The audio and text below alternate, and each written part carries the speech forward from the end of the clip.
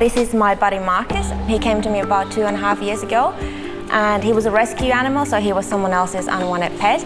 And the moment I laid my eyes on him, it was love at first sight. And we've been like this ever since. So. Marcus is 2.5, which is considered old for a rat, and has been having trouble breathing. So he's been wheezing a little bit, and also he's been having like snotty kind of substance coming from his nose. And that can be a problem, especially here in Cairns, where the humidity gets really high. Hi there.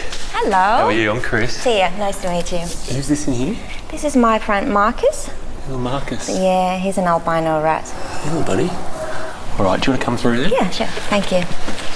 Normally I associate Cairns with big dogs, with the occasional cat, and big reptiles, like snakes and crocodiles. You don't normally expect to see rats.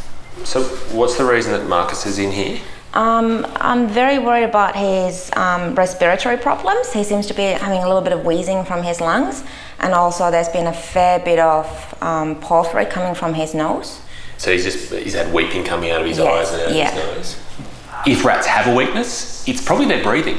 They are renowned for developing a respiratory illness that causes them to have a lot of difficulty getting air in and getting air out.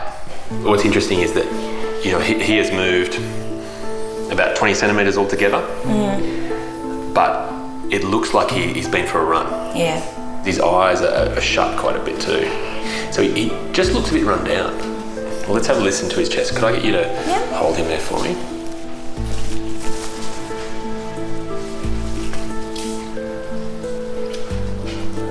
Okay, I can certainly hear more noise coming from his chest than I should. So rather than the air coming in and out very smoothly, it comes in and out with more sound. So it sounds rougher.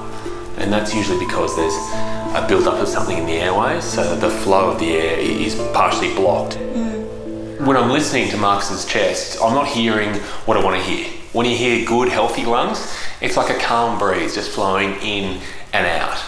But in his case, it's like a drinking straw at the bottom of a can of drink. There's a lot of turbulence, and the air is being forced through narrow airways that have little blockages in there. So the big challenge at the moment is just working out exactly what has caused it, and obviously how we can treat this issue, because my fear is that if we don't do anything, given Marcus's age and condition at the moment, then this problem could get worse, and could get worse a lot more quickly than we want. Something's going on inside those lungs to make breathing very difficult for him. The worry I've got is that he's not a young rat, and for him, breathing is already becoming harder just with older age. At the Marlin Coast Veterinary Hospital, Chris's first patient is Marcus the albino rat, who's having respiratory problems. My feeling is we're either facing a bacterial pneumonia or a mycoplasma pneumonia, which is a little organism that's not really like a bacteria and not really like a virus. It's kind of in between.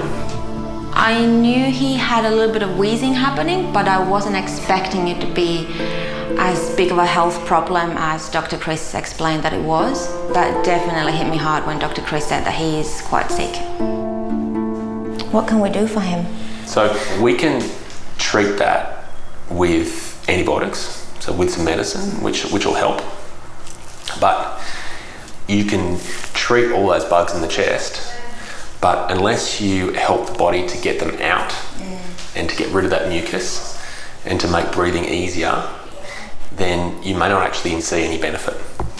The simple fact is that he needs help to get that mucus out of his chest. If it just stays there, his breathing will stay the same. The way I'm going to get the mucus out of his chest, it may raise some eyebrows. I think we should nebulize him. So what we're going to do is allow him to breathe in a mix of saline, but also a tiny little bit of antibacterial disinfectant.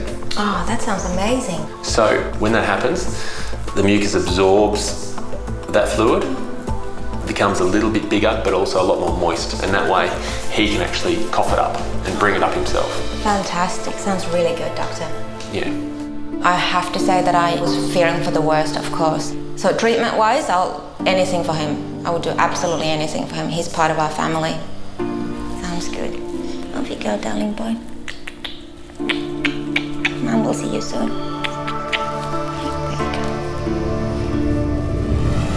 Hey Shannon. Hey, Chris. I want to nebulise little Marcus here. Okay. You don't have little rat masks, I'm guessing?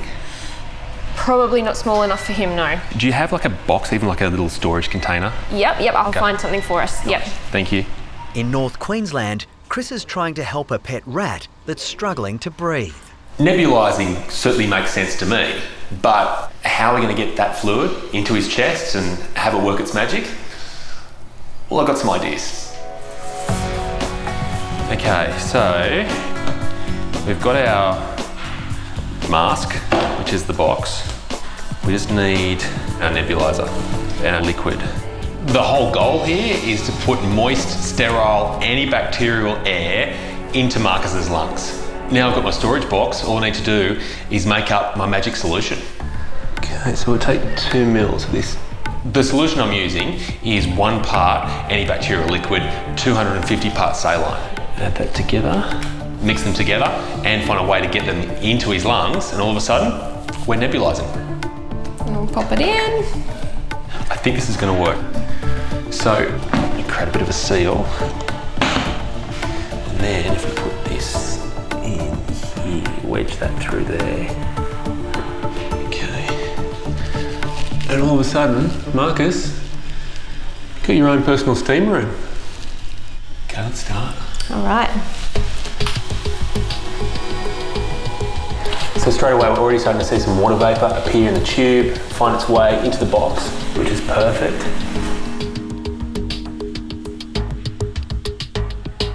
The challenge is now trying to find a white rat in amongst white fog. It's a total whiteout in there now, but importantly, he's breathing comfortably and he's getting that medicine right where he needs it.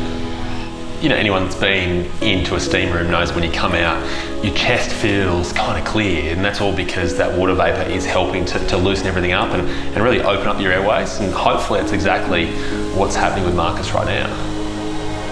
The only giveaway that he's still in there is the fact his little tail's just sneaking out the side here. Oh, there it is.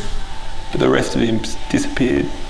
It sounds strange to say this, but my hope is when Marcus comes out of this box, he's actually going to be coughing and spluttering. The whole idea there is that his own mechanisms are kicking into action. They're actually removing that build-up of mucus, and his airways have already expanded. Out in reception, owner Tia is anxiously waiting for news of her beloved pet. Being apart from him is indeed very hard. So hopefully Marcus is feeling much better after the treatment. I'm looking forward to getting him home. All right, that is it. So Marcus, you in there? Here you are, little buddy. As I open the lid, a big waft of steam escapes, but through that mist, I see 2 big red beady eyes staring right back at me. And that's a good start. Hey, Marcus. What happened, little buddy? Okay. So I can really hear that his breathing certainly does sound even more moist than it did before, but that is actually a good thing. That was the whole idea of the process, was to try to, if you like, lubricate his airways, make sure that mucus was able to really slide back out. You just need one more thing, a little shot of antibiotics. Sorry, little buddy. It's okay. It's okay. Oh, there we go. There you go, little man. Well done, You huh? are good, aren't you? Well done. Yeah. Those eyes of yours are a lot wider than they were before. It's got to be a good sign, isn't it? You're more active, aren't He you? seems a lot happier now. Yeah. But you're not happy with the hair? Well, how do you do it? Oh, you brush it forward. While I'm worried about Marcus's health, he seems more concerned about something else. His hairstyle. Just making some adjustments. You look good. Should we go back to Mum? Yeah? In a short period of time, we've managed to turn around what could have been quite a serious health issue for Marcus. And now, he's free to go back home and live what should hopefully be a long and happy life with Tia. Look who I have here. Oh, my boy. My little boy. He's all steam clean too. Oh, beautiful. Look at that. Oh, he looks beautiful. Yeah, those eyes of his are a lot brighter too. Given how much Tia clearly cares for Marcus, I know she's going to be a hard marker. But thankfully, the moment they're back together, she seems thrilled. And Marcus, going on those big red eyes, looks equally as happy. So he's been a little bit spluttery, which is good. It means he's starting to clear out some of that build-up. But importantly, he's really active, he's really busy. Oh, good. Yeah, he's looking much better. Yeah, so it's telling us he's getting a lot more oxygen into his body. There's no doubt that Marcus is a unique patient and he's had a unique treatment today, but his relationship with Tia is no different to any other pet. And now, thankfully, both of them can breathe a lot easier. There you go. All right, he's all yours. Thank you so much. Thank you. All the best.